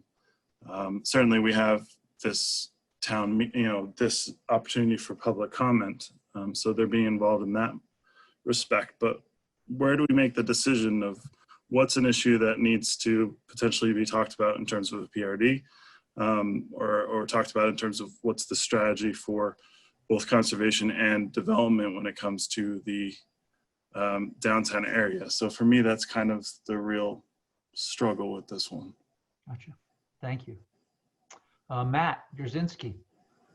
Hi, yeah, I think that we have enough information to act on this tonight. I think that we need to protect the integrity of the neighborhood, following along the lines of Alan. And I think that if the intent is to build affordable housing, I think that we need to protect the values of the homes in Guilford. I think bringing in affordable housing would diminish the values of the surrounding neighborhood. I think it would be a better idea to promote premium housing And that way, new and latest and greatest housing, that'll affect the market, and I think that would be better for the town. But with the way the zoning is now, I think that with the density of multifamily, the way it is set up now would better promote more premium housing in that neighborhood. And so I would be opposed to this. I would be opposed to this proposal. Thank you. Sean, I get a last licks, but you get to go next. Are you talking to me? I am. Yeah.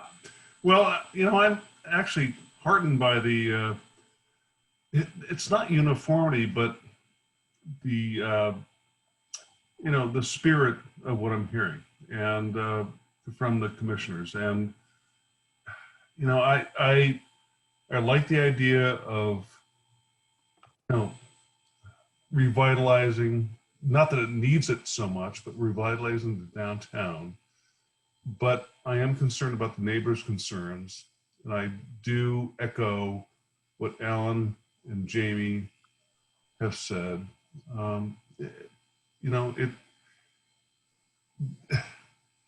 We are constrained. That is the problem. If we convert this from R1 to C1, we lose control. And that is the bottom line. And that is where my concern lies. And I think other commissioners have echoed the same thing. I'll just speak to my concern. I think our process is not optimal in terms of being asked to consider something like this without any constraint on what it could be. I have significant concerns for neighbors that purchase their abutting properties with the expectation that they're next to a residential zone, which is then being considered to be moved to commercial. So for as much as I would like to see the property developed, I don't think this, in my opinion, is the correct plan, both for the neighborhood. It might be the most optimally cash effective, plan for the applicant, but I don't think we need to consider that. I think our primary charge is to look at it with respect to how it impacts neighbors, neighboring values, and we can't undo this if we were to do it. So that being said, Sean, would you like to make a motion? Do you have the motions in front of you? I do, momentarily.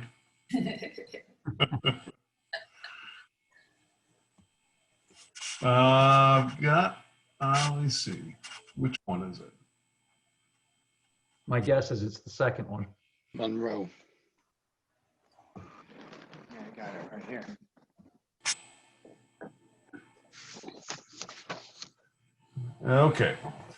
Okay. Voted that the Guilford Planning and Zoning Commission deny a zone boundary change from R1 to C1 as shown on, quote, area location map for a proposed zone change, property of Whitfield and Goosen LLC, prepared by Anderson Engineering and Surveying Associates, dated January 14th, 2020. The boundary change is denied based upon a finding that it is not in conformance with the plan of conservation and development and will result in development which is too dense and incompatible with the surrounding neighborhood. Thank you. Someone like to second that? I'll second that.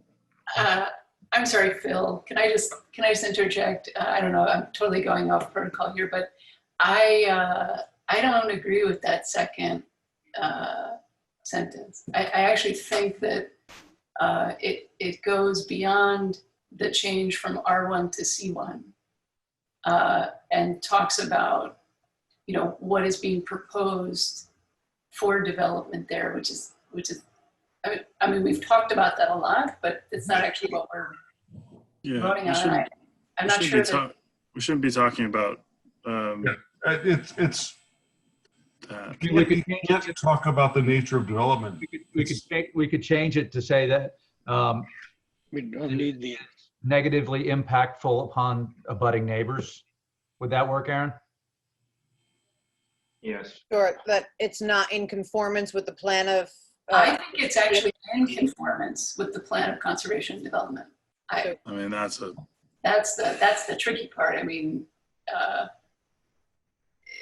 maybe we just need to take that out, because if the plan of conservation and development speaks specifically to enhancing or extending the commercial zone, then this is valid. But if we're, I don't know, I'm stuck. If we're talking about increasing density, which is what this sentence is also saying, that's fine with the plan. So if we just eliminate that finding is finding that it would result in development which is too dense and incompatible with the surrounding neighborhood. Does that work, Aaron?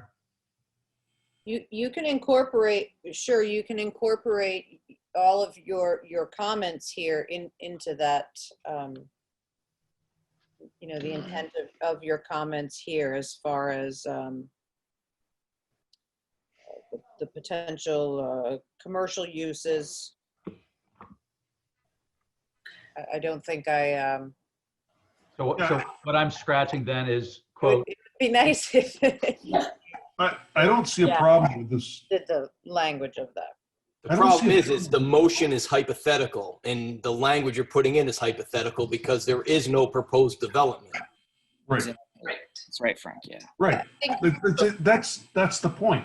We're just opposing R1. The zone change. Well, could we Right, and for the reasons that you stated earlier. So those are the reasons that you would, your boundary change is denied based upon the findings that, from what I gather of your comments, that the potential commercial development or density that is allowed in that commercial zone could result in development that is too dense or that is incompatible with the surrounding area. So let's just scratch, quote, is not in conformance with the plan of conservation and development and, unquote. Honestly, Erin just said it very Yeah, she did. That's recorded, right? I'm gonna have to go back to the verbatim now. Yeah, I think it's important to emphasize the commercial zone, ... You know, is the uncertainty. And potential. Right. And potential, correct. At the, Thank you all for entertaining that. Oh, thank you. Yeah. Thank you, Jamie. Aaron, for the record, do you want to read in the second paragraph of the proposed motion? Yeah. Can we please start from the beginning? I know, I just once, so we all are on the same page. What is the motion on the table? It is the denial, and they're trying to reword that second paragraph, I think, to be more in harmony with your statements, that your reasons that you gave. So I said it, but I didn't write it down. So hold on one second here. The boundary change is denied based upon.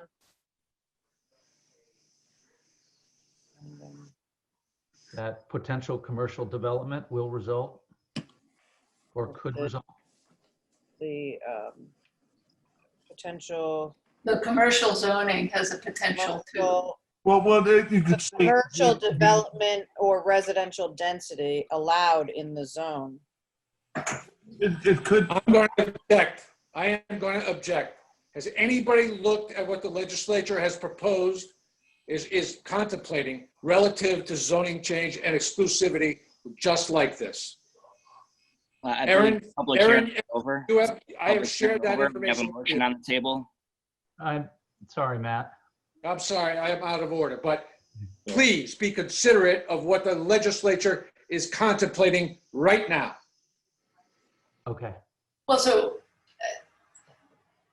I mean, I think we're trying to add descriptive language to make the motion, I guess, detail the conversations that we've had about exclusionary zoning, if that's what we're concerned about.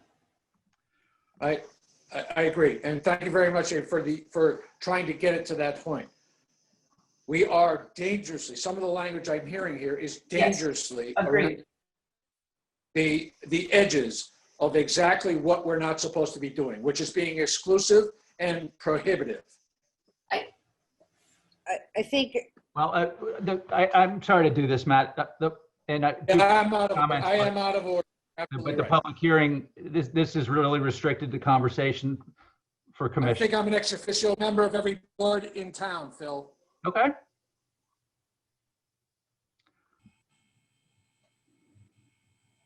Where are we, Aaron? I think, okay.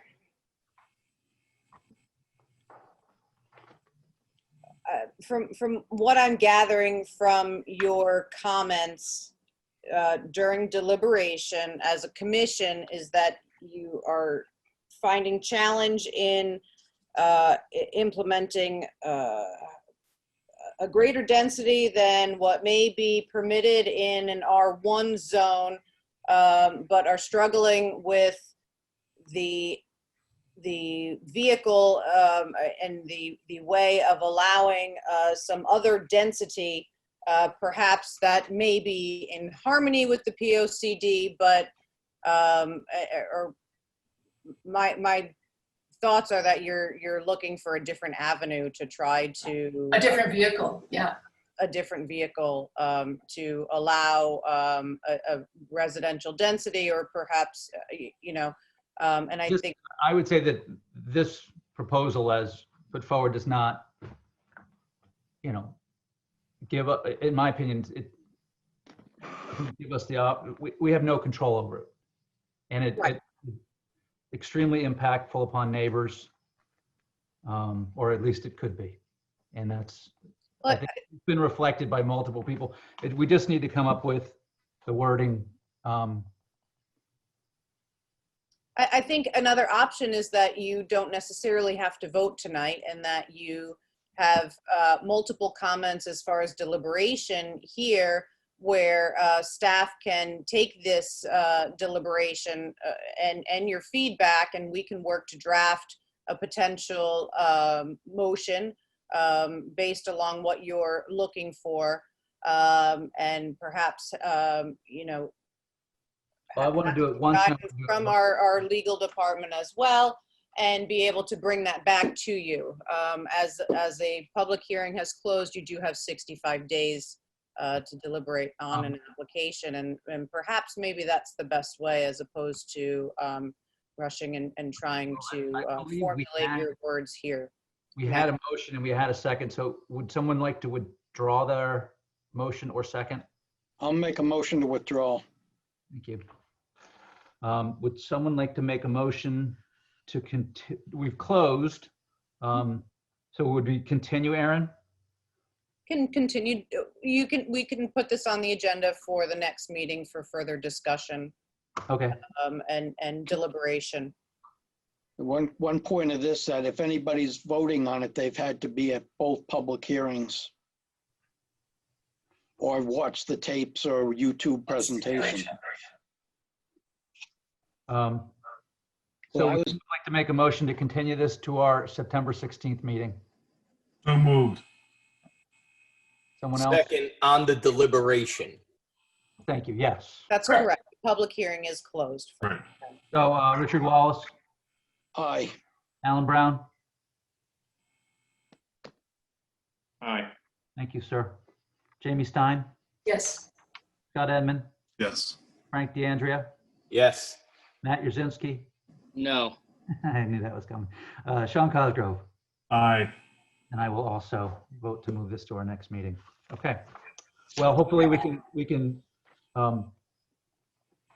get some feedback from staff and We can, yep. come to a meeting of the minds in terms of what we were all discussing based on the tape. All right.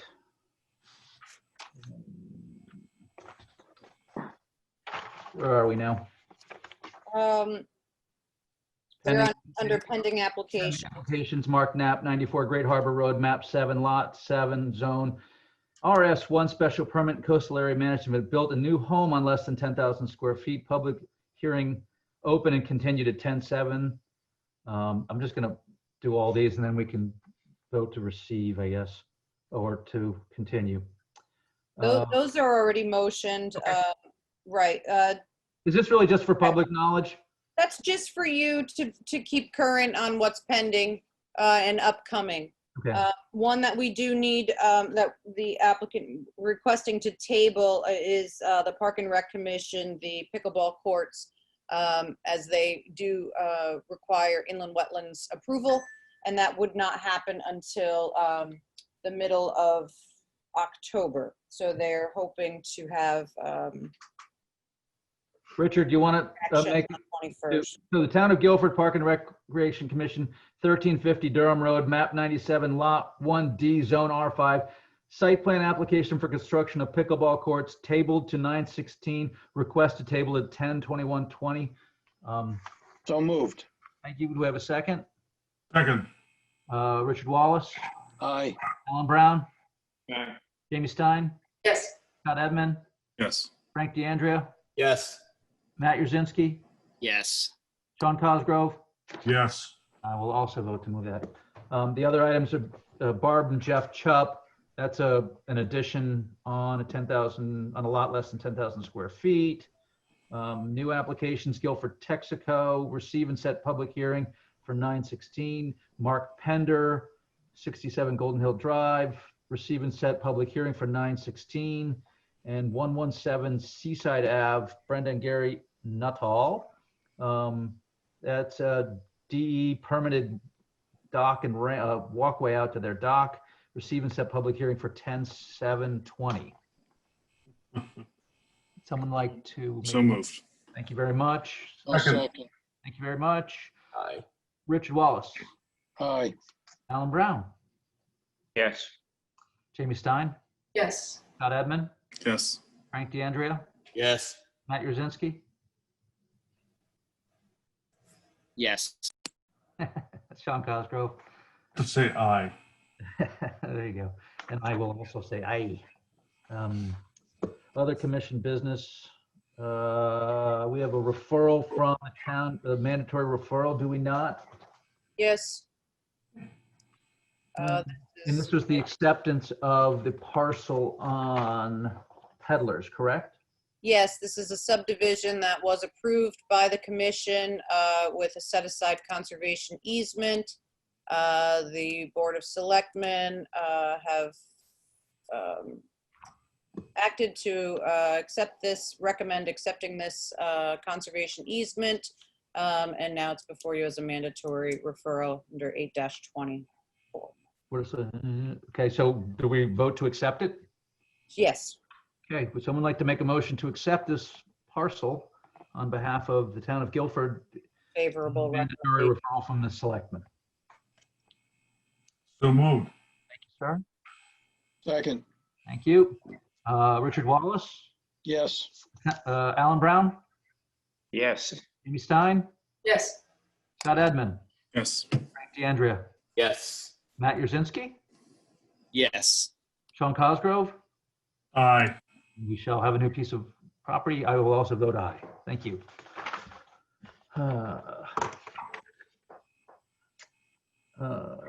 We have bills to approve or not? I do not see any, no. Okay.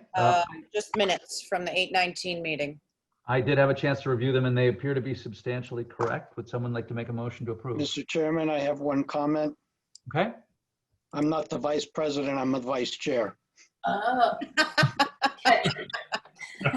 Good for you. That's an impressive. Okay, well, duly noted, Mr. Vice Chair. With that exception, would someone like to make a motion to approve the minutes? So moved. Second. Richard Wallace, Yes. Alan Brown, Jamie Stein, Yes. Scott Edmund, Yes. Frank DeAndrea. D. I didn't hear that one. Is that we as in French? Is that we or C? C. We is French, that's why I was going to France tomorrow. We'll put Frank down for yes. Matt Yurzinski. Yes. Thank you. Sean Cosgrove. Aye. And I will also vote to approve it. With no further business before the Planning and Zoning Commission, would someone like to make a motion to adjourn? Okay, we do this one every week by a show of hands. All those in favor of adjourning? Thank you very much. Thank you. Thank you. Thank you all. Good night. Good Good night. night.